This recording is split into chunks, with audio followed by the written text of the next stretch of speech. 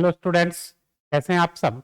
आज मैं equilibrium chapter का थर्ड लेक्चर लेकर के आप सबके बीच में आया हूं। फर्स्ट लेक्चर में law of mass action, types of reaction की बात करा था। सेकेंड लेक्चर में different cases of law of mass action, उस पर बेस्ड प्रॉब्लम्स कैसे बनते हैं उसकी चर्चा की थी। और आज थर्ड लेक्चर में देखिए राज की बात कि हम लोग क्या करने जा रहे हैं। तो स्टूडेंट्स लास्ट तक बने रहिएगा, तो आपको जेई का क्वेश्चन भी आसानी से सॉल्व होगा, नीट का क्वेश्चन भी आसानी से सॉल्व होगा, एनडीए का क्वेश्चन भी आसानी से सॉल्व होगा, एससीआरए का भी क्वेश्चन आसानी से सॉल्व होगा। और आपका 11th का एग्जामिनेशन जो सर पे चढ़ा हुआ है वो भी आसानी से सॉल्व होगा। और जब नंबर आएगा तो सर चढ़ के जादू बोलेगा। तो देखिए सबसे पहली बात हम लोग आज के क्लास में करने जा रहे हैं unit of equilibrium constant. Unit of equilibrium constant in terms of partial pressure. तो यूनिट क्या है? Unit of equilibrium constant in terms of partial pressure क्या है? एम मतलब मोलरिटी का power delta M g. Delta n मतलब product में कितने गैस हैं माइनस रिएक्टेंट में कितने गैस हैं। क्लियर है? अगर डेल्टा एम मोलरिटी का यूनिट क्या होता? मोल पर लीटर। अगर हम एक एग्जाम्पल लें कि इस रिएक्शन के लिए केसी का यूनिट निकालो, find unit of KC for following reaction. Find the unit of KC for following reaction. अब रिएक्शन कौन सा है तो देख लो। रिएक्शन स्टूडेंट्स मेरे पास N2 gas plus 3H2 gas क्या दे रहा है? 2NH3 gas. इसके केसी का यूनिट के लिए आपको सबसे पहले क्या निकालना चाहिए? डेल्टा एनजी का वैल्यू। तो प्रोडक्ट में कितने गैस हैं? प्रोडक्ट में 2 गैस हैं और रिएक्टेंट में 3 और 1 4 गैस हैं। 2 माइनस 4 कितना आ जाएगा? डेल्टा एनजी बराबर -2। तो मेरे प्यारे विद्यार्थियों यूनिट ऑफ केसी बराबर क्या लिखेंगे? कैपिटल एम का पावर डेल्टा एन, और डेल्टा एन का वैल्यू कितना है? -2। कैपिटल एम का power minus delta n g, और डेल्टा एन जी का वैल्यू -2 है। कैपिटल एम के जगह पर स्टूडेंट्स हम लोग क्या लिख सकते हैं? मोल पर लीटर का पावर -2। तो क्या कह सकते हो? मोल पर लीटर का पावर -2 यही यूनिट होगा केसी के लिए, केसी का इस रिएक्शन के लिए। बात समझ में आया कि कैसे हम लोग इक्विलिब्रियम कांस्टेंट का यूनिट निकाल सकते हैं? अगर समझ में बात आई तो आगे बढ़ेंगे, नहीं तो इसी को रिपीट करेंगे। चलिए समझ में बात आ गई। अब देखिए रिएक्शन कोसेंट, इसको हम लोग मास एक्शन रेशियो भी बोलते हैं। Come on speak with me. क्या हम लोग पढ़ने जा रहे हैं? रिएक्शन कोसेंट, जिसको हम लोग मास एक्शन रेशियो भी कहते हैं। तो जैसे इक्विलिब्रियम कांस्टेंट इक्विलिब्रियम टाइम पर निकलता है, रिएक्शन कोसेंट भी उसी तरह से किसी दूसरे टाइम पर निकलेगा। इक्विलिब्रियम टाइम के अलावे किसी दूसरे टाइम पर उसी फॉर्मूला को लगाओगे मेरे विद्यार्थियों, तो इक्विलिब्रियम कांस्टेंट ना निकल करके रिएक्शन कोसेंट निकलेगा। बात करें बात करें बात करें। चलिए देखो, कोई रिएक्शन लो। सपोज एक रिएक्शन हमने लिया, मेरा तो फेवरेट रिएक्शन यही है और मेरे विद्यार्थियों का भी फेवरेट रिएक्शन यही होता है, homogeneous gaseous reversible reaction. A plus b B क्या दे रहा है? C C plus d. ठीक है, देखो at T is equal to 0 सबके concentration t is equal to 0 जब रिएक्शन हम लोग शुरू करने जा रहे हैं, इसका कॉन्सेंट्रेशन क्या है? ए नॉट।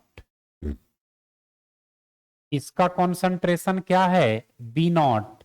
और टी इज इक्वल टू 0 पर प्रोडक्ट का कॉन्सेंट्रेशन 0 होगा। अब देखो कुछ समय बाद at T is equal to t, किसी टाइम पीरियड पर, डज नॉट मैटर। मान रिएक्टेंट का कॉन्सेंट्रेशन घटता है, मान लीजिए घट के एटी हो गया, इसका घट के बीटी हो गया, और इसका बढ़ के सीटी हो गया, और इसका बढ़ के डीटी हो गया। इक्विलिब्रियम पर क्या होगा? इक्विलिब्रियम पर मान लो कि रिएक्टेंट का कॉन्सेंट्रेशन ए इक्विलिब्रियम, इसका कॉन्सेंट्रेशन बी इक्विलिब्रियम, और इसका कॉन्सेंट्रेशन सी इक्विलिब्रियम है, इसका कॉन्सेंट्रेशन डी इक्विलिब्रियम है। तो देखिए, अगर हम बात करें क्यूसी का, क्यूसी को क्या बोलते हैं? Reaction quotient in terms of concentration. क्या बोलते हैं? Come on speak with me. Reaction quotient in terms of concentration. बस इक्विलिब्रियम वाला डाटा को नहीं लेना है। किसी टाइम टी पर तो क्या हो जाएगा? Concentration of C at time t, c t का पावर सी, डी टी का पावर डी, अपॉन रिएक्टेंट वाला ए टी का पावर ए, बी टी का पावर बी। ये हमारा reaction quotient in terms of concentration का फॉर्मूला आ गया।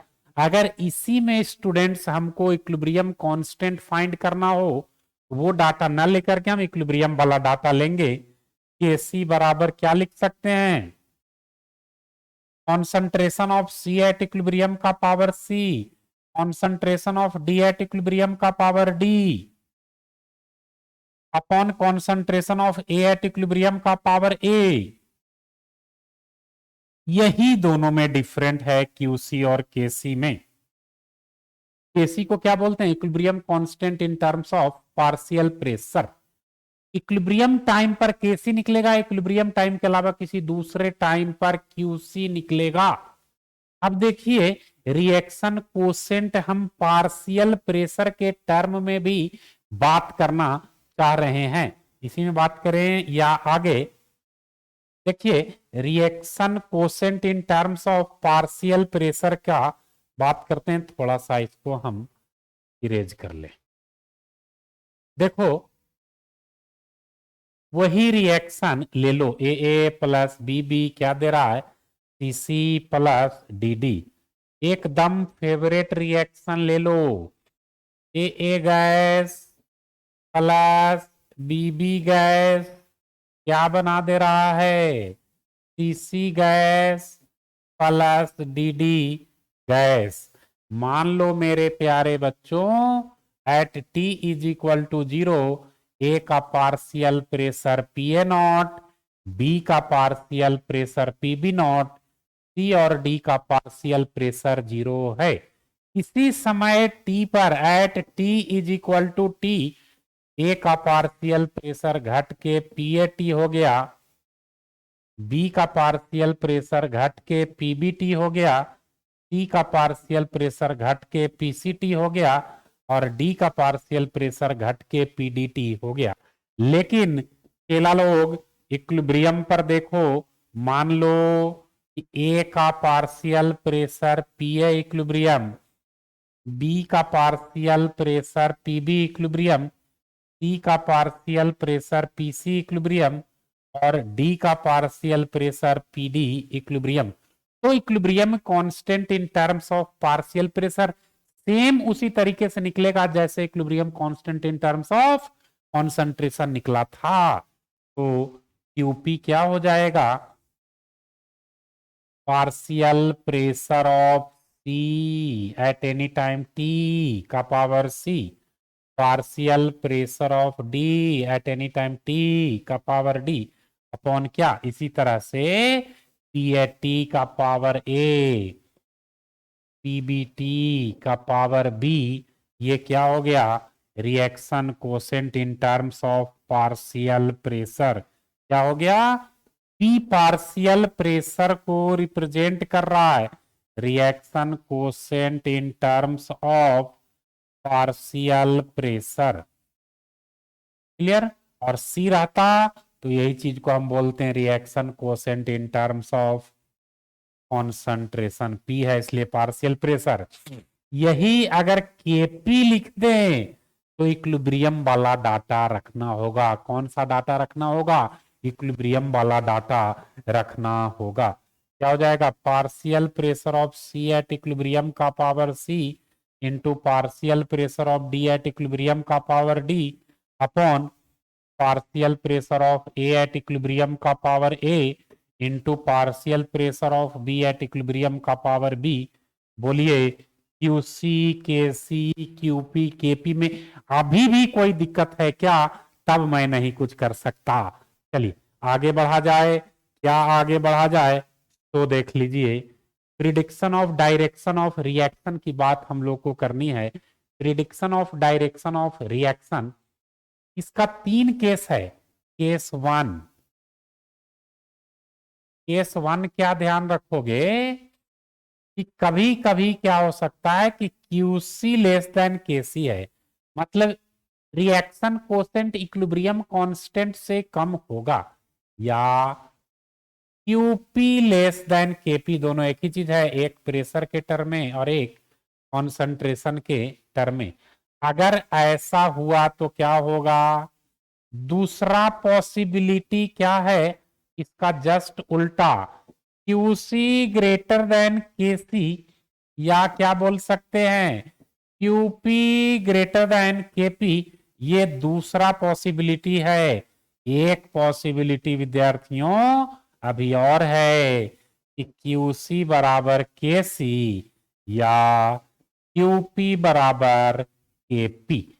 क्या क्या प्रिडिक्शन ऑफ डायरेक्शन यहां पर हम लोग कर सकते हैं। अगर क्यूसी लेस देन केसी है या क्यूपी लेस देन केपी है तो फॉरवर्ड रिएक्शन को फेवर करेगा। क्या बोल सकते हैं? Reaction will move in forward direction. किस डायरेक्शन में? फॉरवर्ड डायरेक्शन में। दूसरी बात क्या है? अगर क्यूसी ग्रेटर देन केसी है तो रिएक्शन बैकवर्ड डायरेक्शन में जाएगा। Reaction will move in backward direction, reaction backward direction में जाएगा।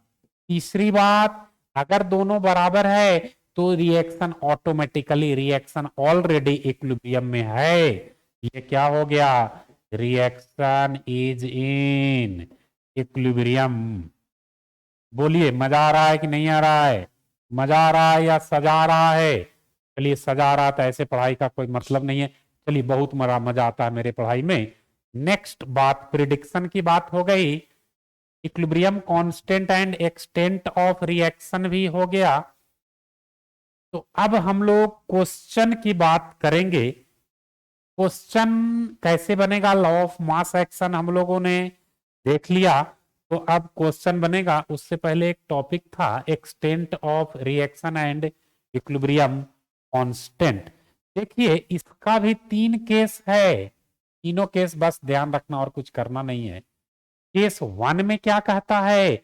अगर केसी का वैल्यू 10 टू द पावर -3 से कम है, केसी का वैल्यू 10 टू द पावर -3 से कम है तो क्या होगा? कोई गम नहीं है। केस 2 में क्या कहता है और केस 3 में क्या कहता है, और उसका क्या क्या परिणाम, क्या क्या कंसिक्वेंसेज आ सकते हैं। केस 3 कहता है कि केसी का value greater than 10 to the power 3, और केस 2 कहता है कि केसी का वैल्यू 10 टू द पावर 3 से कम लेकिन 10 टू द पावर -3 से ज्यादा। तो क्या क्या कंसिक्वेंसेज होंगे माय डियर स्टूडेंट्स? चलिए देखिए, केसी अगर 10 टू द पावर -3 से छोटा है तो reactant will dominate over the product, reactant product पर डोमिनेट कर जाएगा, हावी हो जाएगा। Reactant will dominate over the product. यही अगर केसी का वैल्यू 10 टू दी पावर 3 से बड़ा है तो product will dominate over the reactant. यहां पर क्या हो जाएगा? प्रोडक्ट रिएक्टेंट पर डोमिनेट कर जाएगा। Product will dominate over reactant. लेकिन मजा तो तब आएगा जब Kc का वैल्यू 10 टू द पावर -3 से 10 टू द पावर 3 के बीच में होगा। यहां पर appreciable concentration of reactant and product दोनों प्रेजेंट होता है। यहां पर क्या हो जाएगा, at equilibrium appreciable concentration of reactant as well as product is present. दोनों का एप्रिसिएबल कॉन्सेंट्रेशन है of reactant and product is present। ठीक है, अब देखिए आप, इसमें रिएक्टेंट हावी कर रहा है और 10 टू दी पावर 3 से बड़ा है तो प्रोडक्ट हावी कर रहा है। अब देखो, अगर K एक्सट्रीमली स्मॉल है केस 2 में तो रिएक्शन एक K अगर बहुत छोटा है तो रिएक्शन प्रोसीड नहीं करेगा। यहां पर K इज एक्सट्रीमली स्मॉल तो reaction hardly proceeds.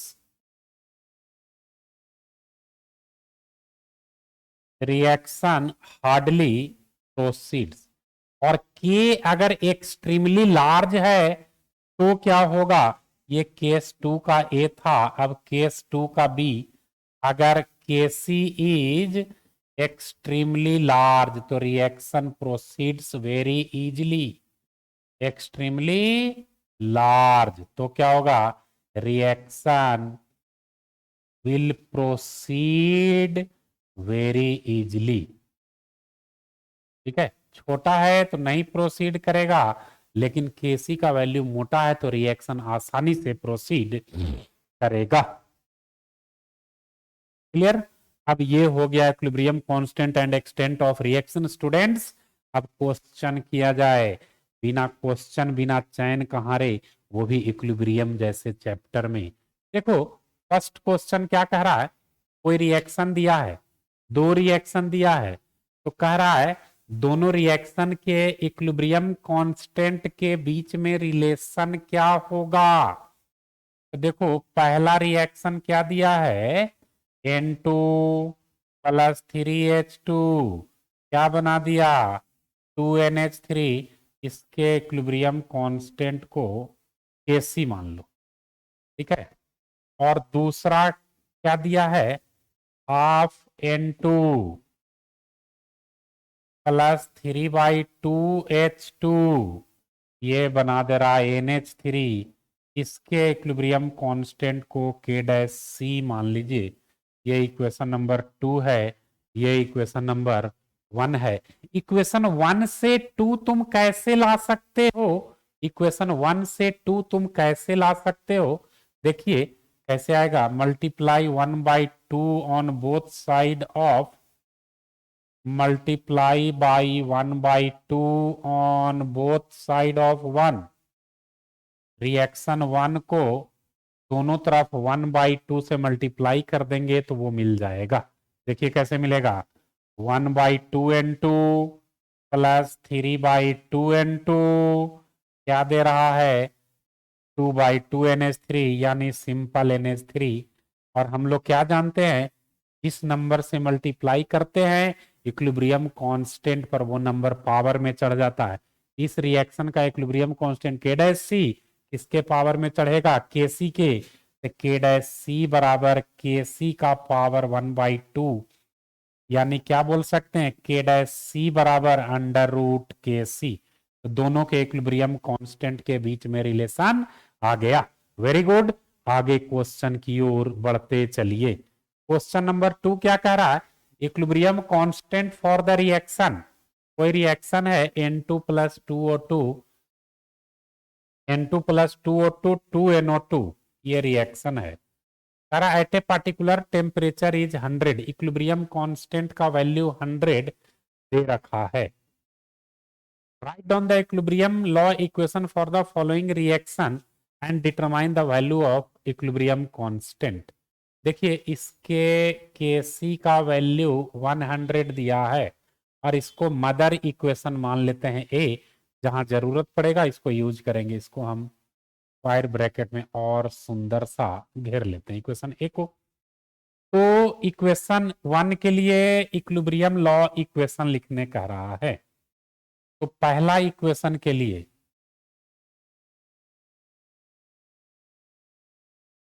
For equation number 1 क्या हो जाएगा, के सी बराबर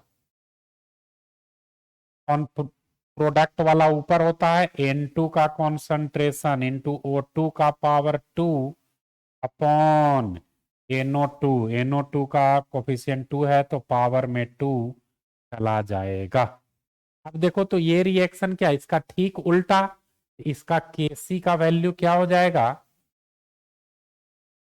since equation 1 is opposite of equation A, opposite of equation A या रिवर्स, और हम लोग क्या जानते हैं रिएक्शन रिवर्स करता है तो इक्विलिब्रियम कांस्टेंट रेसिप्रोकल में, इसलिए इसका इक्विलिब्रियम कांस्टेंट क्या हो जाएगा 1/100 यानी 0.01। क्लियर। अब दूसरा के लिए फॉर इक्वेशन नंबर 2 के सी क्या लिख सकते हो इस इक्वेशन के लिए, N2 का पावर 1/2 क्योंकि कोफिशिएंट 1/2, O2 का पावर 1 क्योंकि कोफिशिएंट में 1 अपॉन NO2 का पावर 1। ये रिएक्शन कैसे आएगा, ये रिएक्शन आएगा इक्वेशन 1 में 1/2 से मल्टीप्लाई करने पर, इक्वेशन 1 में 1/2 से मल्टीप्लाई करने पर आएगा। तो क्या बोल सकते हैं, equation 2 can be obtained by multiplying equation 1/2 by equation 1 with 1/2। तो इसके लिए k क्या हो जाएगा, इक्वेशन 1 का इक्विलिब्रियम कांस्टेंट 0.01 का पावर 1/2, इसका पावर 1/2 कितना हो जाएगा 0.1। क्लियर। 0.01 का स्क्वायर रूट कितना 0.1, यही होगा ना। अब देखिए क्वेश्चन नंबर 2 कितना आसानी से सॉल्व हुआ, बस लॉजिक लगा देना है। Different cases of law of mass, sorry different cases of law of mass action. देखिए क्वेश्चन नंबर 3 की ओर आइए, क्या कह रहा है, द वैल्यू ऑफ के सी फॉर द रिएक्शन, इस रिएक्शन के लिए Kc का वैल्यू दिया है 0.5, टेम्परेचर 400 डिग्री सेल्सियस, तो Kp का वैल्यू निकालना है।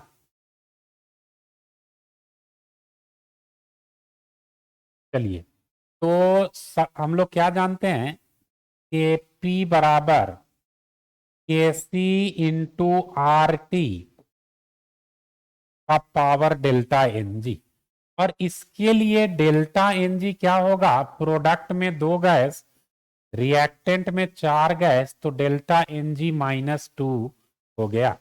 अब देखो Kp निकालना है, Kc 0.50, R का वैल्यू लीटर में एटमॉस्फेयर 0.0821, और टेम्परेचर का वैल्यू कह रहा है 400 डिग्री सेल्सियस, केल्विन में चेंज करोगे तो 400 प्लस 273 यानी 673 केल्विन, 0.0821 इंटू 673, और डेल्टा Ng का वैल्यू -2, तो क्या हो जाएगा Kp बराबर 0.50 अपॉन 0.0821 इंटू 673 का पावर 2। बोलिए ये Kp का वैल्यू निकल गया 400 डिग्री सेल्सियस पर। अब गुना तुम करना, गुना के लिए तो हम सर नहीं फोड़ाएंगे। क्वेश्चन नंबर 4 क्या कह रहा है, determine Kc for the reaction, ये कोई रिएक्शन है फ्रॉम द फॉलोइंग डाटा, मतलब ये दोनों रिएक्शन का Kc दिया है, इक्वेशन ए का Kc लाना है। इसको मान लो इक्वेशन 1, इसको मान लो इक्वेशन 2। तो सबसे आसान तरीका क्या है कि इक्वेशन 1 और इक्वेशन 2 से इक्वेशन ए कैसे लाया जा सकता है। तो देखिए, तो हमको रिएक्टेंट्स एनओबीआर है क्या, एनओबीआर प्रोडक्ट साइड में चाहिए एक एनओबीआर, वो हमारे पास इक्वेशन 2 में है। लेफ्ट साइड में half N2 plus half O2 plus half Br2। Equation 1 को रिवर्स करो, रिवर्स इक्वेशन 1, तो क्या मिलेगा, N2 प्लस O2 या 2NO। तो इसका इक्विलिब्रियम कांस्टेंट अब क्या हो जाएगा, रिवर्स करने पर 1/2.4 इंटू 10⁻30 है, 1/2.4 इंटू 10⁻30 हो गया इसका इक्विलिब्रियम कांस्टेंट का वैल्यू। अब 1/2 से थ्रू आउट मल्टीप्लाई कर दो, मल्टीप्लाई बाई 1/2, तो क्या मिलेगा, 1/2 इंटू प्लस 1/2 O2, 1/2 से ये खत्म तो NO, इसका इक्विलिब्रियम कांस्टेंट क्या, इसके पावर में 1/2 चला जाएगा, यानी 1/√2.4 इंटू 10⁻30। इसको मान लो इक्वेशन नंबर ए। ठीक, अब इसमें इक्वेशन 2 को जोड़ दोगे तो इक्वेशन ए मिल जाएगा, जोड़ देने पर इक्वेशन ए मिल जाएगा। अब देखो, A equation A plus equation 2 will give equation A, और जब दो इक्वेशन को जोड़ने पर कोई तीसरा इक्वेशन आता है, उस तीसरे इक्वेशन का इक्विलिब्रियम कांस्टेंट जिस जिस इक्वेशन को जोड़े हो उसके इक्विलिब्रियम कांस्टेंट को मल्टीप्लाई करने पर मिलता है। तो चलिए, इक्वेशन ए का इक्विलिब्रियम कांस्टेंट क्या होगा, ए फॉर ए दोनों को मल्टीप्लाई कर दो, 1/2.4 का रूट 10⁻30 का 10⁻15 इंटू इसका कितना है 1.4, यही आएगा इक्विलिब्रियम कांस्टेंट फॉर ए। अब इसको गुना करना पड़ेगा कि 2.4 का रूट कितना होता है, बताइए 2.4 का रूट कितना होता है, 2.4 का रूट 0.65, 2.4 का रूट बस पुट करना है और इसका के निकल जाएगा, निकाल लीजिएगा या कैलकुलेशन कर दूं, सिंपल है, 1/√2.4, क्लियर। चलिए, तो ये अब हम लोगों से फाइंड हो जाएगा, यही इक्विलिब्रियम कांस्टेंट आ गया फाइनल रिएक्शन के लिए। अब देखो, तो कोई हाइपोथेटिकल रिएक्शन है, ओरिजिनल रिएक्शन तो है नहीं, लेकिन इसके बारे में भी बात करना है क्योंकि क्वेश्चन तो क्वेश्चन होता है। देखो क्या कह रहा है, इक्विलिब्रियम कांस्टेंट के values are given hypothetical reaction के लिए, ये ए से बी के लिए 2 दिया है, ऐसे कोई रिएक्शन है ए से बी, यहाँ पर K1 इज इक्वल टू 2, इसी तरह से बी से सी, इसका equilibrium constant K2 is equal to 4, और सी से डी, इसका equilibrium constant K3 is equal to 3। Equilibrium constant for A to D कैसे मिलेगा, तो तीनों को ऐड करने पर मिलेगा,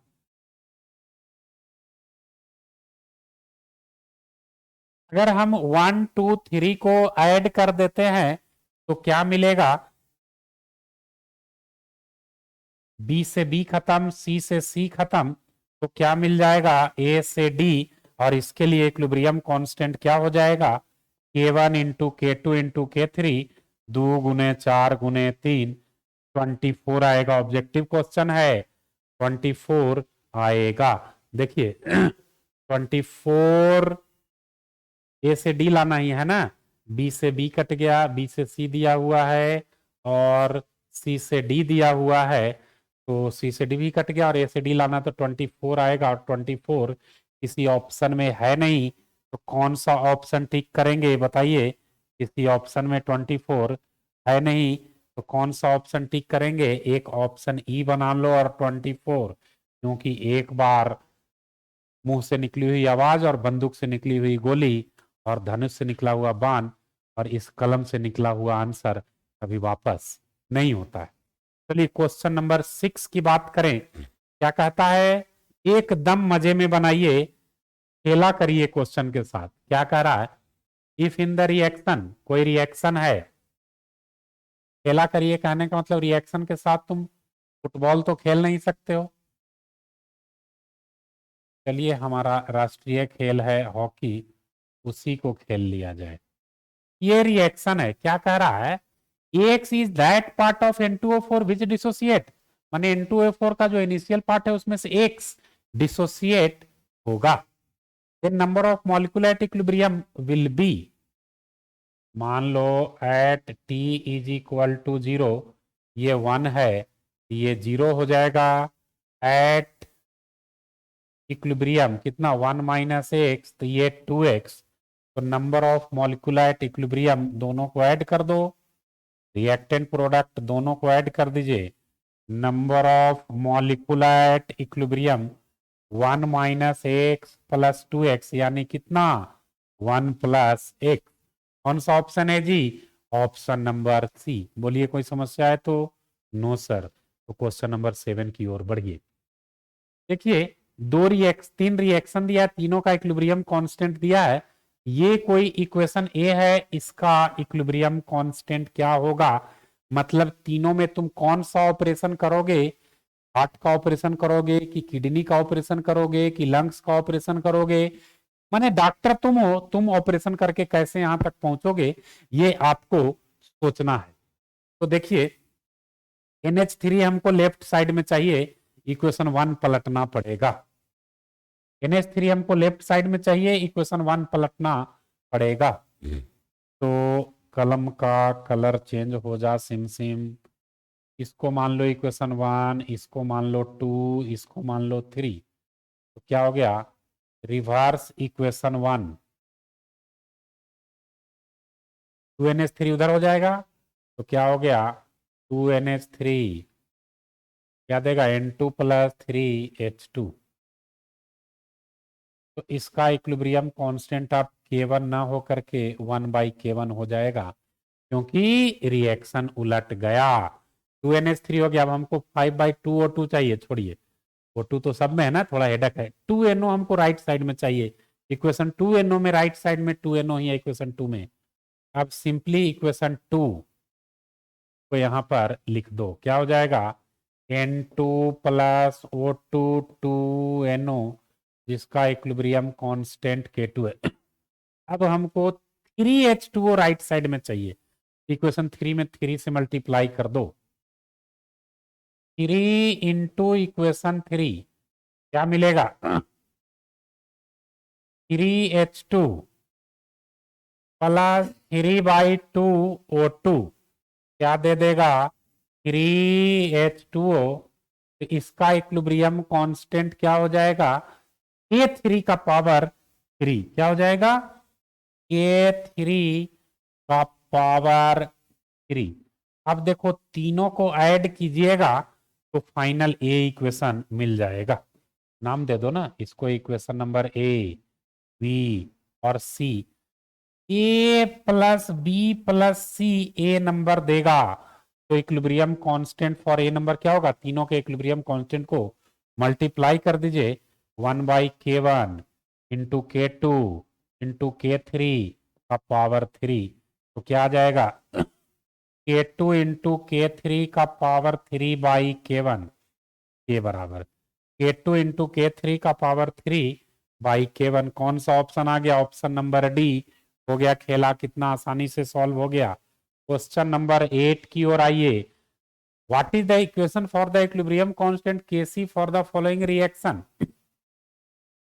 हम लोग क्या जानते हैं कि प्रोडक्ट में ऊपर वाला प्रोडक्ट ऊपर में रहता है, तो कॉन्सेंट्रेशन ऑफ C का power 2/3 upon concentration of A का power 1/2 into concentration of B का पावर 1/3। कौन सा ऑप्शन है, मिलाइए तो कौन सा, ये रहा, ये ऑप्शन नंबर सी, बच्चा वाला question. Question number 9, for the following 3 reactions 1 2 3 equilibrium constant दिया हुआ है, तो which of the following relation is correct, मतलब कोई दो इक्वेशन को जोड़ने पर तीसरा इक्वेशन आ रहा है क्या, किसी दो इक्वेशन को जोड़ने पर तीसरा इक्वेशन आ रहा है क्या, अगर 1 और 2 को जोड़ के तीसरा आ जाए तो हमारा काम बन जाए। 1 और 2 को जोड़िए,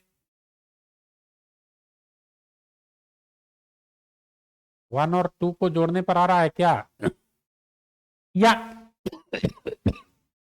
क्या ऑपरेशन करोगे कि दो रिएक्शन के बीच में रिलेशन मिल जाएगा, बताइए। एक काम करो तो इक्वेशन 1 और इक्वेशन 2 को ऐड करो, इक्वेशन 1 और 2 को ऐड करो तो 3 मिलेगा क्या, CO plus H2O plus CH4 plus H2O क्या देगा, CO2 plus CO, H2 3H2 क्या हो जाएगा 4H2, CO प्लस H2O, ये देखो CO CO खत्म,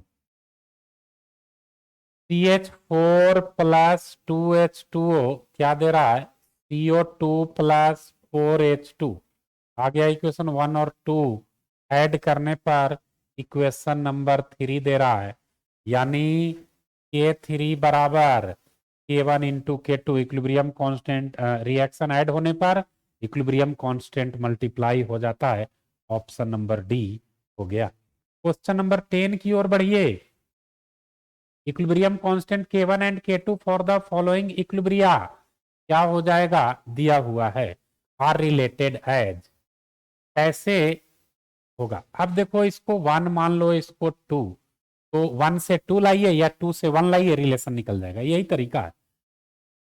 तो इक्वेशन 1 को रिवर्स कीजिए सबसे पहले, क्योंकि हमको पता चल रहा है राइट साइड में NO2 और 2 में लेफ्ट साइड में चाहिए, रिवर्स कीजिएगा तो क्या मिलेगा, NO2 उल्टा आ गया, इधर NO plus half O2, reverse करने पर इसका इक्विलिब्रियम कांस्टेंट 1/K1 हो जाएगा।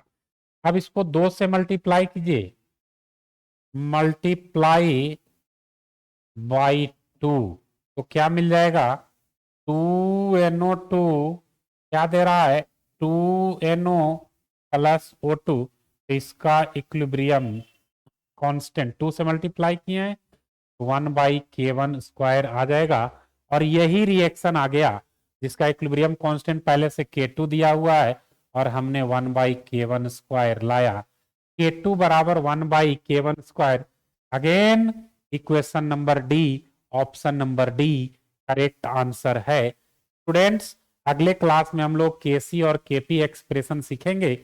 आज हम लोगों ने law of mass action, extent of reaction और prediction of direction of reaction, reaction quotient का चर्चा कर लिया। अगले क्लास में equation of KP and KC की चर्चा करेंगे, तो इसी तरह से बने रहिए पूरे चैप्टर्स के लिए। Thank you.